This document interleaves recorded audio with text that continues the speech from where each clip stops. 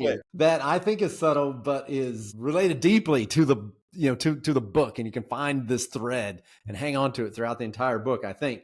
Note that Odysseus is not fighting.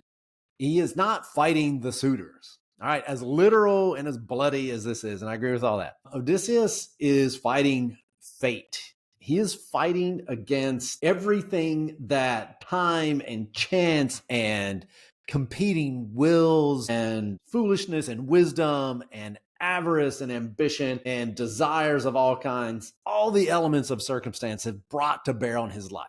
This is the essential Odyssean story, is that he is fighting in the grind and dust and dirt of real life.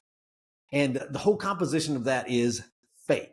And it struck me in reading this time, how unlike a sort of Hollywood movie this is. Because who is the first person that is killed in this chapter? And as you pointed out, Jay, it happens on like page 1. Yeah, the one we can't wait to die.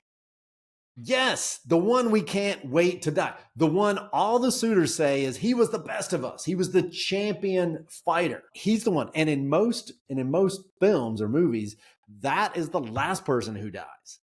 Right? All the little throwaway, the filler guys get killed off one by one, and then it's the showdown. The hero and the final other big bad guy who's just about as strong as the hero, but not quite.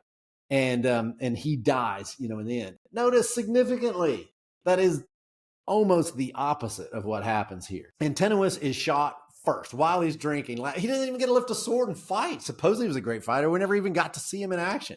It's almost disappointing. But Odysseus just takes him out in a second. It's over. Hero's gone. So what this points to is that there is no hero, and there's no one who's approximately like Odysseus. That's not the story we're telling here. The story is that there are a whole bunch of guys who've been hanging out here. The whole suitor story, the whole thing of people just trying to take over his life. That is what he is fighting against.